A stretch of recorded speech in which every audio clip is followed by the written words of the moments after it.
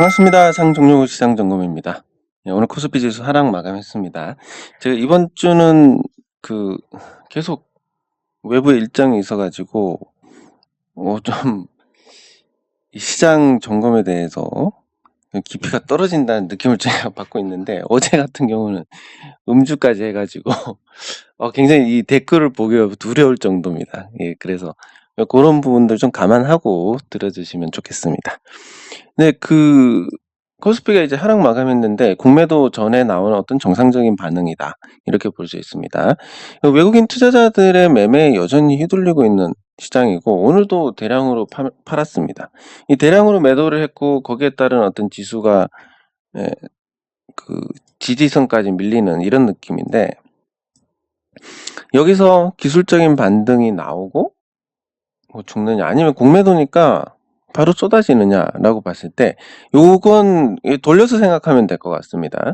공매도 입장에서는 이런 자리에서 공매도를 치면 괜찮을 것 같다, 이렇게 생각할 수 있고, 그러면 우리가 생각하는 것처럼 여기서 치고 이렇게 빠져야 되는데 이미 빠져버렸다, 그럼 여기서 과연 치겠느냐라는 것보다는 올라오면 머리를 쳐버리지 않겠냐, 이렇게 보는 게 맞을 거니까, 공매도 재개 첫날 큰 충격을 바로 받을까라는 부분에서는 조금 시간이 걸리지 않을까 생각을 해봅니다.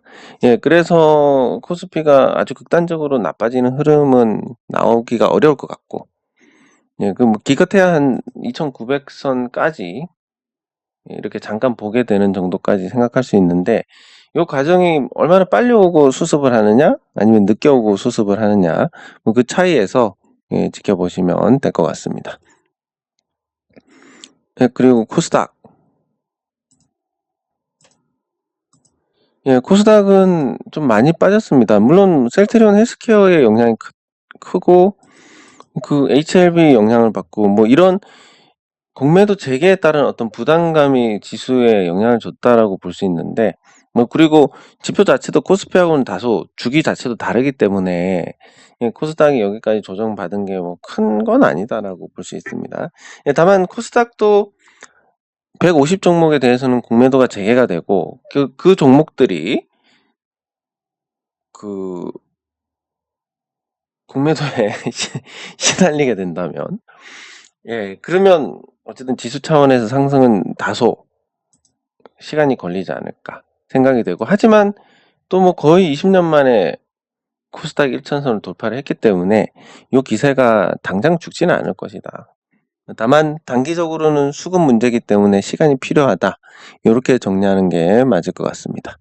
네, 그리고 보유 종목 뭐 하나씩 살펴봐야 될 것 같은데, 유수홀딩스는 뭐 딱히 볼 게 없지만, 그래도 오늘은 주말이니까 주말 전에 한번 다 살펴보겠습니다.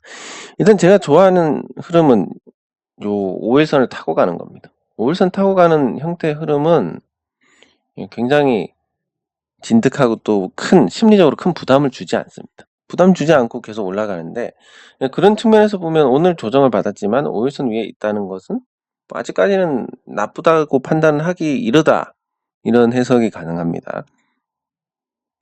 그리고 외국인 지분율이 7.32%인데, 유소홀딩스 같은 경우는 공정 공시를 통해서 앞으로 주주 환원에 어떤 재원을 많이 쓰겠다라고 한 상태입니다. 그러면 단기적으로는 자사주 매입까지를 보면 되지만, 중장기적으로 봤을 때 이 종목이 주주 환원에 신경을 쓴다면 저평가될 이유가 전혀 없는 것 같은데, 저평가될 이유가 없으면 적정 주가가 얼마냐, 15,000원이야.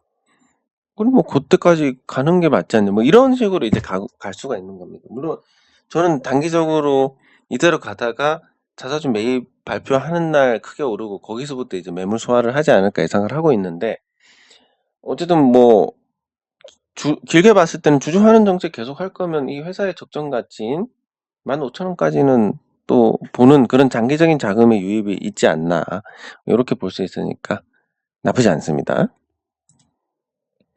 네, 그리고 이온 컴포텍.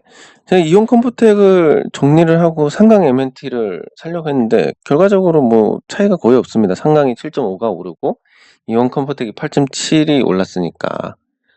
근데 오늘 같은 경우는 거래량이 살짝 붙고 또 기대하지 않았던 흐름이고 뭐 단기적으로는 이렇게 이중 바닥을 만들어 가고 뭐 이런 상태니까 뭐 또 지켜보지 뭐.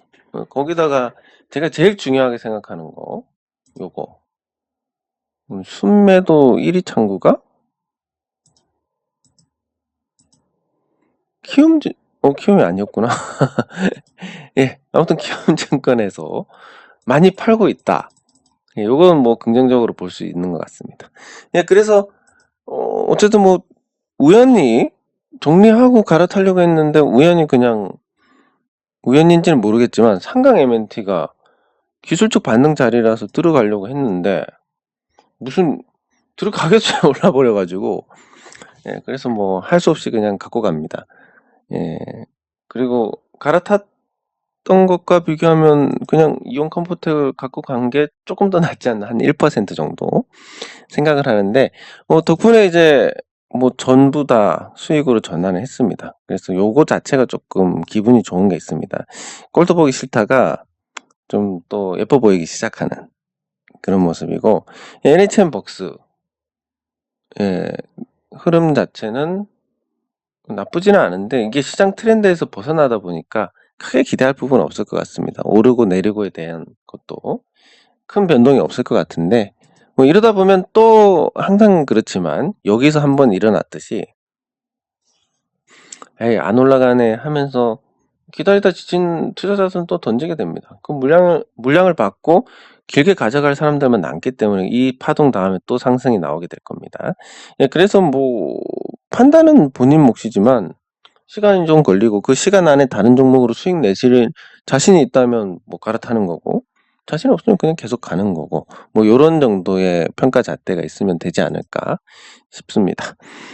네, 그리고 제노레이 뭐 특별한 부분은 없지만 제노레이에 대한 어떤 전망은 굉장히 좋기 때문에 그 긍정적으로 생각할 수 있고 액트도 마찬가지로 이제 사명 변경과 관련해서 그 주주총회 결과가 나왔습니다.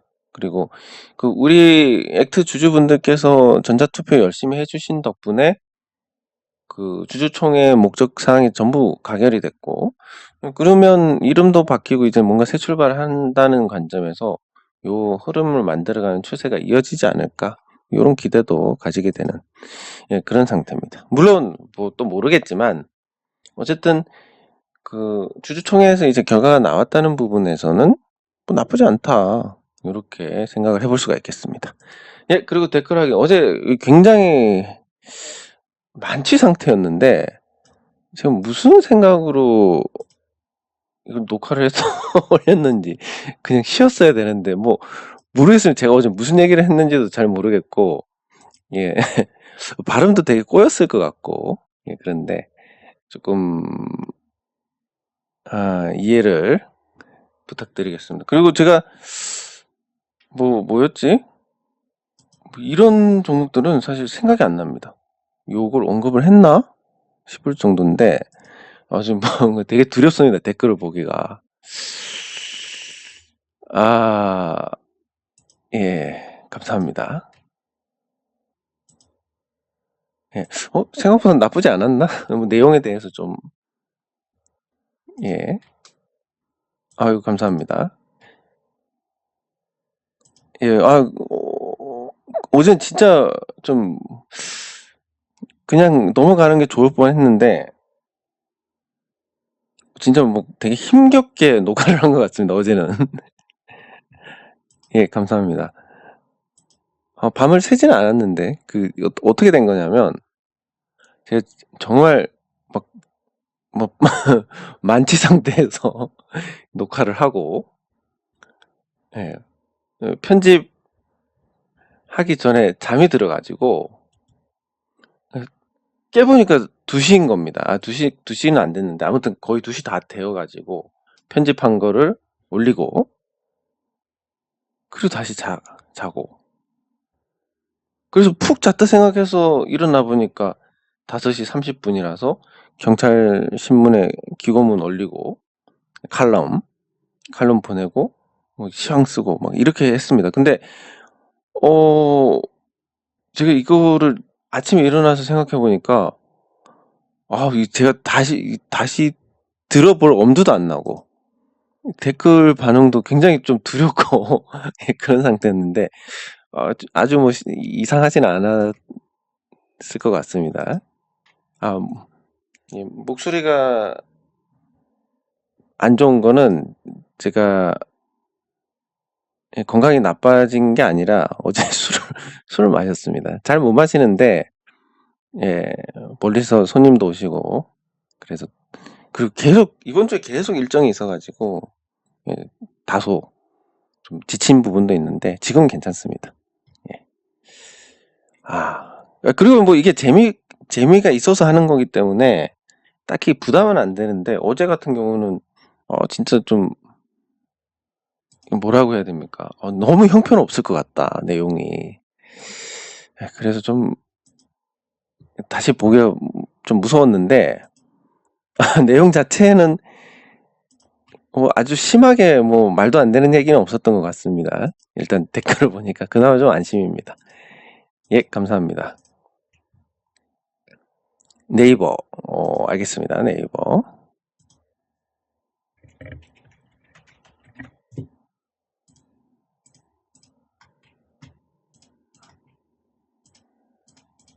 네, 감사합니다.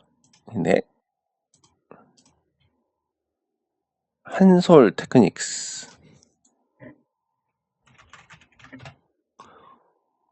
그리고 막 요즘 계속 그 약속에 대해서 제가 잊어버리는 일이 생기는데, 제가 저 영신금속 그거 소유자 증명서를 4월 30일로 끊어놔가지고, 그래서 요거를 이제 재발급을 받아야 돼서 제가 월요일에 약속을 잡아놨습니다.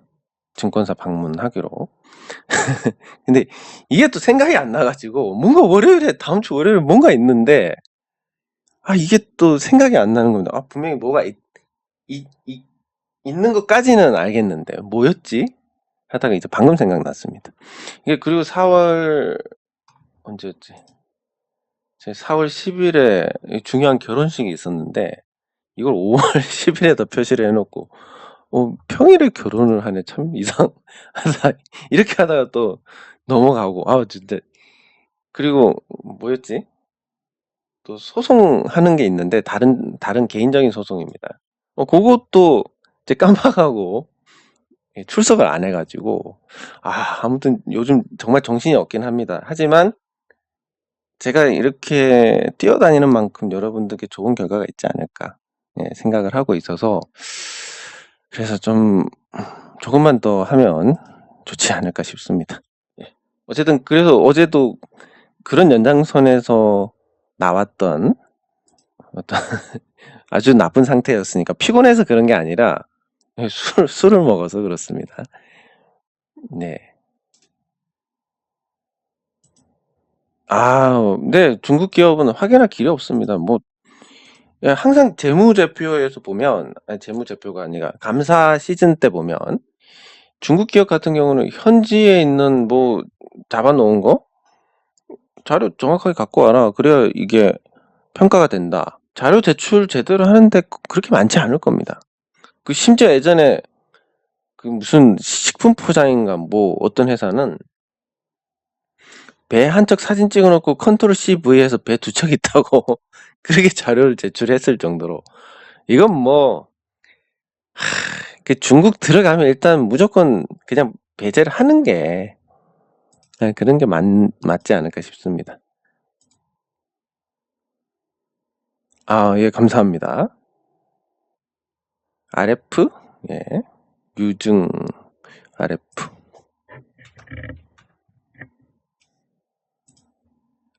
SIC, 유상증자. 오늘 별다른 반응이 없었던 것 같은데, 이것도 조금 이따 같이 살펴보고. 네, 감사합니다. 그래도 뭐, 전 나름대로, 계속, 그냥 목소리에 힘이 없으신 것 같다, 뭐 피곤하신 것 같다. 나름 제가 음주 상태에서 굉장히 나쁘지 않게 녹화를 한 게 아닌가. 모르시는 거 보니까. 백신 주사. 네. 백신 주사 아니라 술을, 예. 그러고 보니까 주사, 예. 주사네. 예, 아무튼 어쨌든 그런 부분에서 제가 나름 정신 똑바로 차리고 해야지 이런 생각을 그 상태에서도 하고 있었다는 거에서 좀 만족합니다. 동원금속. 동원금속은 제가 조금 관심을 가졌던 종목인데, 이것도 조금 이따가 같이 살펴보고, 어디 갔지? 예. 맞습니다. 이렇게 시장에서 유상증자하는 기업이 많고, 근데 유상증자는, 예, 시설 투자나 타법인 인수, 이런 걸로 조금, 나은 부분이 있습니다. 그리고 시장이 아주 좋을 때는 유상증자하면 주식 싸게 살 수 있다고 오릅니다. 예, 그래서 아직까지는 그렇게 좋은 시장은 아닌 것 같고, 유동성이 넘치니까 유상증자하는 기업도 많고, 사실 신규 상장 자체도 이것도 사실은 유상증자입니다.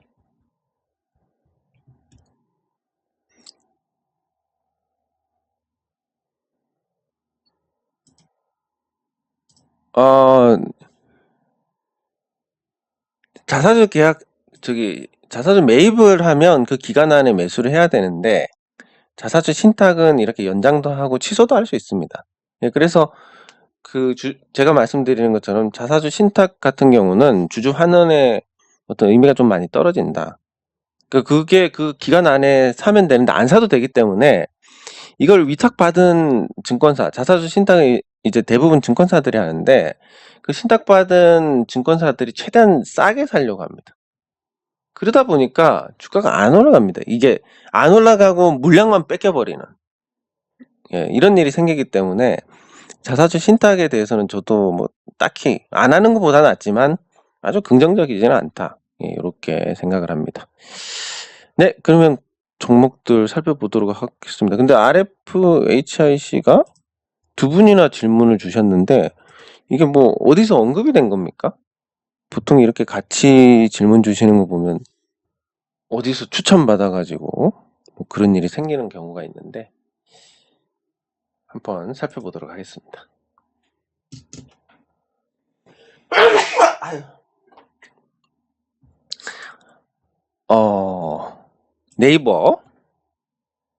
네이버가 많이 떨어졌습니다. 저는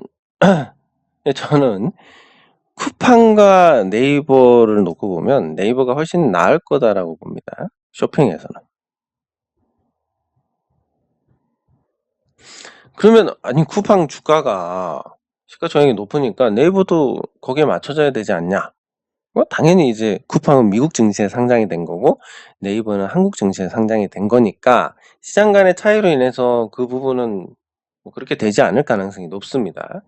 네, 그래서 쇼핑에서 쿠팡보다 네이버가 낫다 하더라도 또 주가는 그것과 별개 문제인데 그럼 네이버가 앞으로 올라갈 만한 어떤 여력이 있느냐라고 보면 잘 생각해 보시면 될 것 같습니다. 앞으로 그 네이버의 어떤 매출이 계속 증가를 할 것이냐? 뭐 글쎄 증가를 할 수도 있다라고 보지만 어쨌든 조금 좀 그런 성장성에 대해서는 좀 부정적입니다. 왜냐하면 이제 코로나 환경 때문에 외출을 못하고 그러다 보니까 요 인터넷 사용량이 늘었습니다. 그래서 네이버하고 카카오가 다소 수혜를 받은 부분이 있습니다. 예, 그거에 대해서 이제 알약까지 나온다면 코로나가 수습되는 건 시간 문제고 이 코로나19 상황이 수습이 되고 나서 네이버가 지금과 같은 어떤 강한 모습을 보여줄 수 있을까라고 보면 다소 좀 회의적이지 않나. 그 두 번째는 라인 상장 관련해 가지고 이제 순이익이 잡혔을 텐데 그 순이익을 잡고 보니까 순자산이 한 23조에서 4조 정도 됩니다. 지금 시가총액 59조고 물론 자산이 필요 없으니까 순자산보다 시가총액이 높은 거에 대해서 문제 삼을 수가 없지만 이 정도 시가총액이 나오려면 뭐 특성을 감안하더라도 한 3조 원 정도 영업이익이 나와야 됩니다. 근데 지금 1분기에 2,888억 수익성에서 의문을 제기하지 않을 수가 없다라는 부분. 네, 그래서 요 네이버가 뭐 성장성이 있느냐 없느냐 저는 딱히 없을 것 같습니다. 지금 코로나 특수까지 사라지면 더 없을 것 같고, 해외 시장에서 라인에서 뭐 하는 사업들이 카카오만큼 어떤 파급력을 지니냐 하면 그것도 아니고, 그리고 라인이 장악하고 있는 시장 중에서 그나마 구매력이 있는 시장이 일본, 대만, 태국 정도인데, 일본 같은 경우도 다른 현지 업체하고 반갈이 하고 있으니까. 근데 그 시장을 반갈이 하는데 또 라인 지분도 소프트뱅크하고 반갈이 하니까 실제적으로 네이버는 뭘로 보고 더 좋게 쳐줘야 되느냐에 대한 좀 회의적인 시각이 있고, 예, 그래서 지금 주가가 좀 하락하지 않나. 그 공매도가 나왔을 때 이게 단기간에 올랐으니까 공매도 대상이 될 것이고, 뭐 이만큼 2, 3년 안에 굉장히 많이 올랐습니다. 그럼 제가 공매도 입장이라고 보면 뭐 이게 기술적 반등이 나오고 그 다음 얘기겠지만 한번 때려볼 것 같습니다. 이 어떤 부담을 어떻게 이길 수 있을 것이냐, 이런 부분을 생각하면 사실 좀 저는 부정적입니다, 네이버에 대해서. 네, 그리고 한솔테크닉스. 네, 한솔테크닉스가 뭐 자산가치 나쁘지 않고 실적도 나고 있는데 지금 주가가 거기에 맞춰서 그냥 적정한 수준입니다. 그리고 우리 벤포드 법칙에서 보면 앞에 일자가 붙으면 계속 거기서 움직이는 경향이 큽니다. 그러면 이 가격대에서 크게 벗어나지 않을 가능성이 높다. 하방 경직성은 찾을 수 있는데 그 이상은 좀 힘들다라고 봐야 될 것 같고. 네, 그래서 그리고 한솔테크닉스가 LCD TV 부품, 뭐 파워 모듈, 그리고 백라이트, LED 칩, 뭐 이런 거 제조하는 어떤 웨이퍼라든지 이런 걸 생산을 하니까 웨이퍼의 수요가 늘어나는 부분은 좀 긍정적이긴 합니다. 네. 그래서 나쁘지는 않겠지만 전반적으로 보면 그냥 소소하다. 뭐 가치 대비해서 적정한 수준이고 실적 대비해서도 뭐 빠지지 않고 전망 나쁘지 않으니까 뭐 내리진 않겠지 정도. 네. 그러면 중장기적으로 뭔가 끼가 있느냐? 네, 흐름 자체는 조금 바뀌긴 했는데 과거에 큰 시세를 낸 끼는 보이니까, 그러면 뭐 어떤 재료 그럴 만한 재료가 있느냐라고 보면 또 딱히 그것도 뭐 없는 상태라서, 그래서 그냥 이것도 역시 그저 그렇다라고 말씀을 드릴 수 있습니다. 네, 그리고 RFHIC 이거 뭐 다른 이름으로 부르지는 않을 것 같으니까 그렇게 보면 지금 유상증자를 결정했다라고 하셨는데 두 분이 물어보셨습니다. 어디서 뭔가 추천을 받으셨나?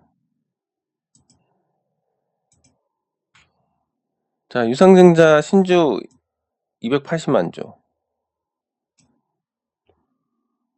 발행 주식 2,308, 그러니까 전체 주식에서 10% 조금 넘는 수준. 예정 발행가가 3만 원대 초반이니까 낮긴 한데 한 주당 그냥 0.1주. 그러니까 유상증자 규모가 일단 크지가 않습니다. 요게 좀 긍정적이고,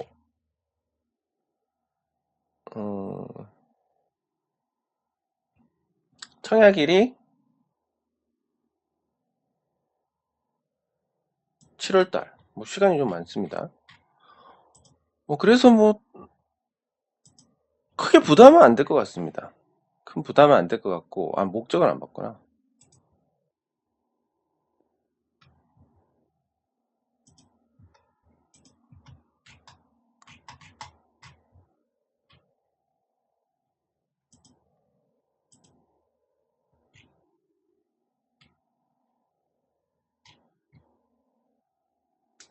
운영자금, 시설자금, 타법인, 증권 취득. 대부분 목적이 있는 자금이니까 역시 이것도 그렇게 부정적이지는 않습니다. 그래서 오늘 장중에 많이 빠졌다가 일부를 회복했는데, 일단 유상증자에서 나오는 충격은 세 가지입니다. 첫 번째 발표. 두 번째 권리락, 세 번째 이제 청약 이후, 추가 상장.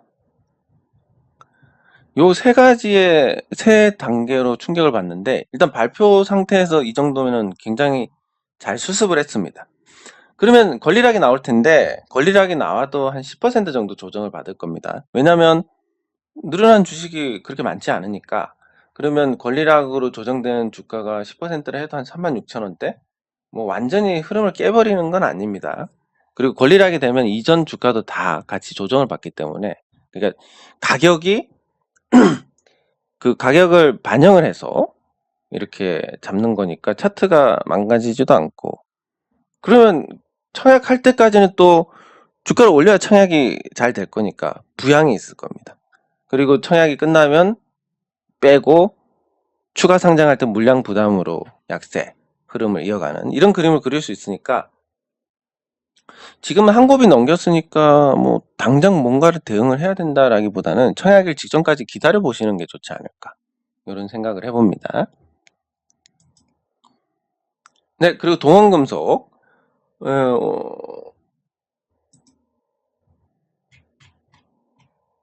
제가 이걸 왜 관심을 갖고 있었는지 지금 생각이 안 나는데, 어쨌든 부채가 굉장히 높긴 합니다.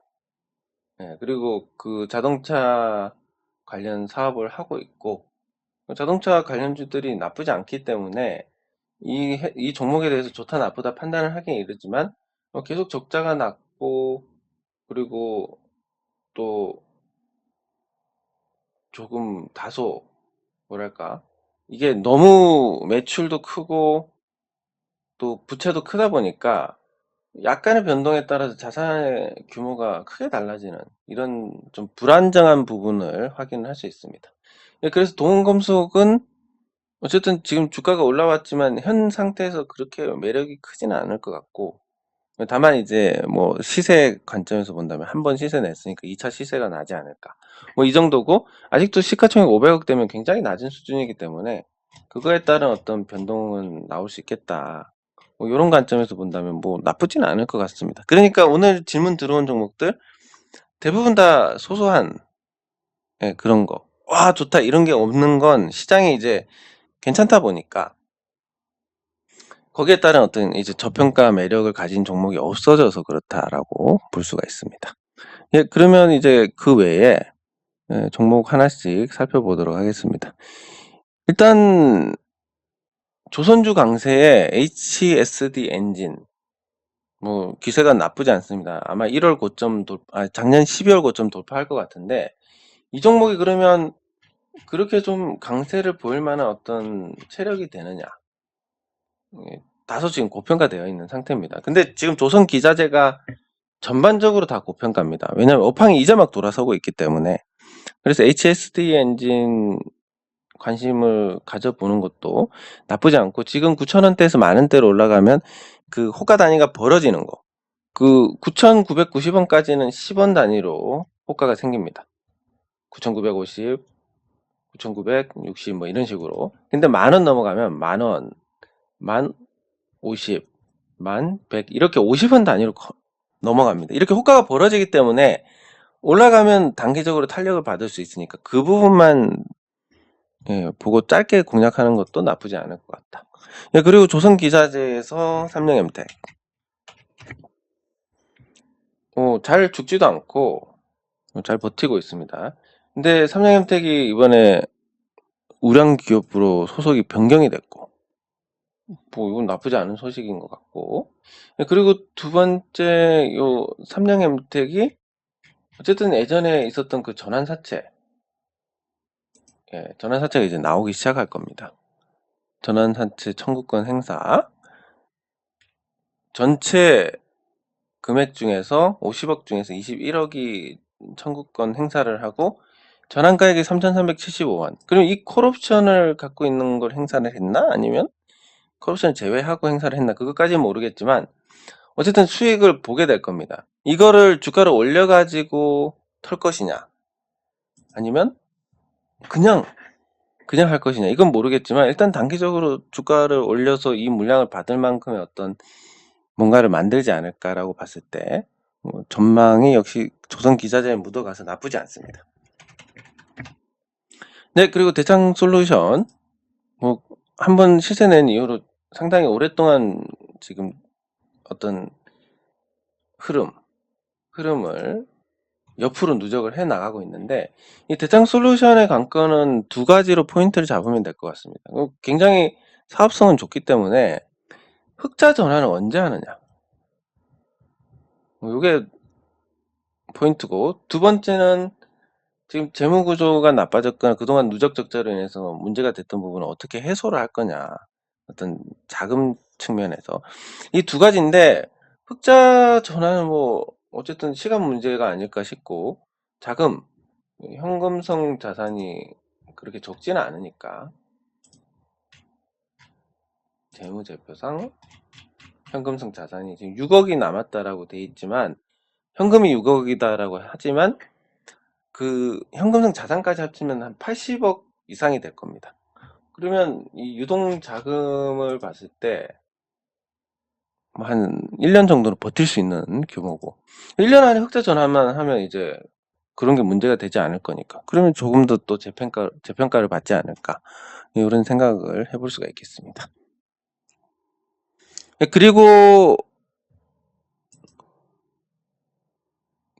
그 KCC 글라스라는 종목이 있습니다. KCC 글라스. 근데 이게 이제 지금 지배구조 개편 관점에서, 그러니까 지금 사기는 약간 늦은 감이 있는데, 자, 지배구조 개편 관점에서 현대글로비스가 과거에 많이 올랐습니다. 그리고 삼성 SDS도 많이 올랐습니다. 근데 이 종목들을 보면 삼성 SDS가 많이 오른 거는 비상장 때부터의 관점이고, 현대글로비스는 상장한 이후로 올라가긴 했는데, 어쨌든 이런 것처럼 KCC 그룹도 지금 현재 이 KCC 글라스에 대한 지분을 대부분 그 오너 일가가 갖고 있습니다. 그러니까 뭔가 지배구조 개편을 하려면 얘가 많이 올라야 된다. 이 종목이 많이 올라야 되는데 아직 신규 상장의 벽에 갇혀 있고, 요 중심 자리에서 저항을 받았고 다시 조정을 받고 다음번에는 이제 해소를 하려고 들 겁니다. 1년 안에 이거를 극복할 수 있느냐, 상장 초기의 시세를 잘 모르겠습니다. 3년 후에 극복하는 경우는 많은데 1년짜리는 잘 모르겠지만, 이 종목이 신규 상장 종목임에도 불구하고 배당도 잘 주고 외국인 지분율도 나쁘지 않고, 그리고 아직까지 저평가 상태에 실적 잘 내고 있으니까 적당히 조정받으면 감사합니다 하고 받아야 되지 않을까, 이런 생각을 하는 그런 종목 중에 하나입니다. 그리고 상강 MNT 그 기술적 반등이 나올 거라고 해서 제가 정확하게 기술적 반등이 나왔습니다. 아니, 와, 이거를 어떻게 알지? 그 확률적으로 이제 하는 건데, 다 말씀드릴 수는 없고, 어쨌든 요 저항을 받고 떨어진 자리에서 그게 기준이 이제 15%입니다. 그러니까 22,000원, 여기서 15%면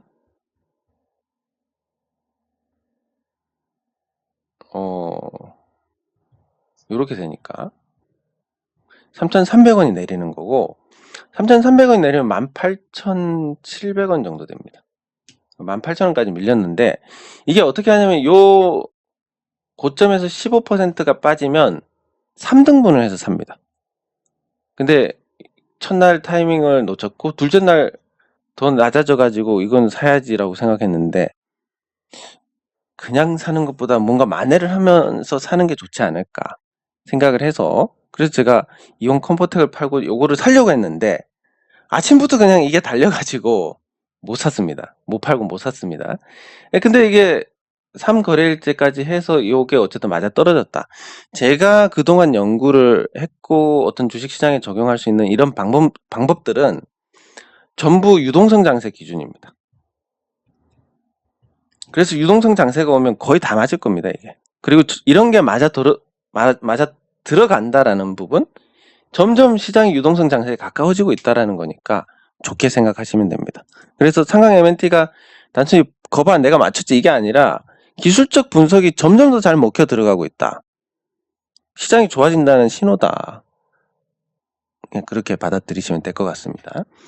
네, 그리고 공매도로 가장 지금 궁금증을 자아내는 셀트리온 오늘도 또 밀렸습니다. 그리고 월요일에 이제 셀트리온 공매도가 나올 텐데 어쨌든 뭐 여러 가지 문제가 있지만 제가 말씀드렸듯이 이 재무적으로 어떤 창의적인 회계를 아직 벗어나지를 못했습니다. 그러니까 이런 창의적인 회계 문제를 벗어나려면 이제 셀트리온 3사가 합병을 해야 되는데 합병하면 그 세 개 따로따로 나오던 실적이 합병하면 똑같이 그냥 그대로입니다. 합친 거 1 더하기 1이 2가 아니라 1 더하기 1 더하기 1이 3이 아니라 1 더하기 1 더하기 1은 1이 됩니다.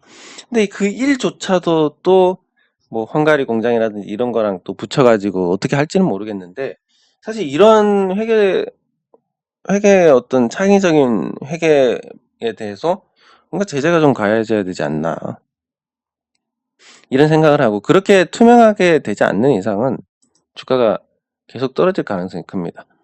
예, 뭐 일시적으로는 이제 반등을 가져올 수 있는 첫 60주선 이탈은 기술적 반등이 나온다. 이것도 한번 다룰 텐데 그래서 공매도 충격을 한 번 더 떨어졌을 때는 단기적으로는 접근을 할 수 있을 것 같습니다. 근데 그게 어쨌든 그건 단기적인 접근이고 셀트리온에 대해서 뭐가 문제냐 많은 주주분들이 회사가 주가 관리도 안 하고 진짜 너무하네 이런 생각을 하실지 모르겠지만 사실 이 주가를 보게 한 것만 해도 이 대한민국 상장사 중에서 그 능력만큼 최고다라고 인정을 해야 됩니다. 무슨 뭐 1조짜리도 안 되는 회사를 시총 36조를 만들어 놨으니까 얼마나 대단한 일입니까? 그리고 저는 뭐 어쨌든 그런 부분은 부정적으로 보는 게 아니라 다른 회사들도 좀 본받아야 된다. 왜냐면 주주들 주식이 떨어지든 말든 자기들은 월급 받으니까 상관이 없지만 주주들은 수익을 못 내고 있는데 거기에 대해서 당연히 뭔가 불만을 가질 수밖에 없는 거고 그게 인식이 달라지는 건데 서로 간의 이해관계가 다르고 그런 부분들이 어느 정도 셀트리온처럼 좀 조율이 돼야 되지 않나. 그래도 개인 투자자들의 영웅이었고 왜냐면 뭐 만원 하다가 40만 원을 받나? 40만 원까지 맞다. 저 배당락 때문에 그렇지 40만 원을 받습니다. 이런 어떤 상승을 보였다는 부분 그거 자체로 뭐 굉장한 거고 그리고 좀 안타까운 게 이제 셀트리온 주주들이 뭐 세력이 매집하려고 뭐 그런다. 아니 이런 시총 36조짜리는 매집해도 어떻게 안 됩니다. 무슨 몇 조씩 사들여 가지고 이걸 작업을 한다? 불가능하기 때문에 현재 정확한 것은 오를 만한 이유도 없고 주가가 점점 제자리로 돌아가는 시장이 어떤 순기능을 보여주고 있다. 공매도가 그 속도를 더 빨리 할 것이다. 이렇게 볼 수 있으니까 계속 부정적으로 보시는 게 맞을 것 같습니다. 네, 장 종료 시장 점검은 여기서 마치도록 하겠습니다. 수고하셨습니다.